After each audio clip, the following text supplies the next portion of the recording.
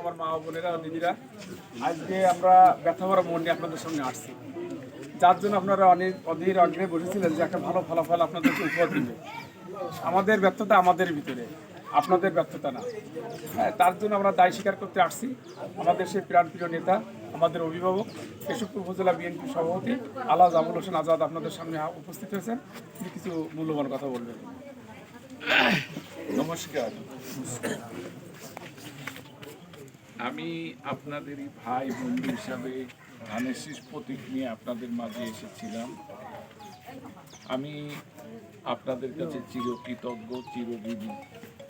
আপনারা আমাকে ভালোবাসা দিয়েছিলেন, আশীর্বাদ করেছিলেন এবং আমাকে ভোট দিয়েছিলেন, কিন্তু আমরা কাঙ্ক্ষিত লক্ষ্যে পৌঁছাতে পারিনি।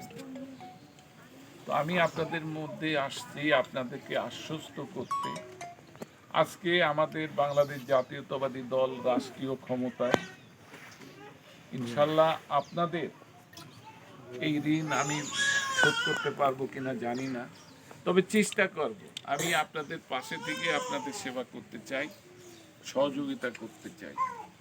আপনাদের চলার পথে যদি আপনারা কোনো বিব্রত বোধ করেন, কারো দ্বারা আপনারা যদি কোনো রকম ভয়ভীতি আপনাদেরকে দেখানো হয়, যে কোনো সমস্যা হলে সরাসরি আপনারা আমার সাথে যোগাযোগ করবেন। আমার এখানে নেতৃবৃন্দ আছে, তাদের সাথে যোগাযোগ করবেন। ইনশাল্লাহ আমি আপনাদেরকে আশ্বস্ত করতেছি, আপনাদের ভাই হিসাবে, বন্ধু হিসাবে আপনাদের পাশে থেকে আপনাদের সর্বপ্রকার সহযোগিতা করব। আমি আপনাদেরকে আশ্বস্ত করেছিলাম যে আমি আপনাদের শান্তি নিশ্চিত করব, নিরাপত্তা নিশ্চিত করব। নির্বাচিত হতে পারেনি ঠিকই, কিন্তু আমার দল রাষ্ট্রীয় ক্ষমতায়। আমি আবারও বলতেছি, আপনাদের শান্তি এবং নিরাপত্তা আমি নিশ্চিত করব। আমার পক্ষ থেকে এটা 100% আপনাদেরকে নিশ্চয়তা প্রদান করব। আমি আপনাদের শুধু এই কথাটুকু বলার জন্য, আশ্বস্ত করার জন্য আমি আপনাদের মাঝে উপস্থিত হয়েছি। আপনারা নির্ভয়ে থাকবেন, কারণ এই দেশটি আমাদের সকলের। এদেশে আমরা সকলে জন্মেছি, জন্মগতভাবে আমাদের সকলের সমান অধিকার, এবং আমরা সেই আমাদের প্রিয় নেতা তারেক রহমান সেই নীতি এবং আদর্শে বিশ্বাসী।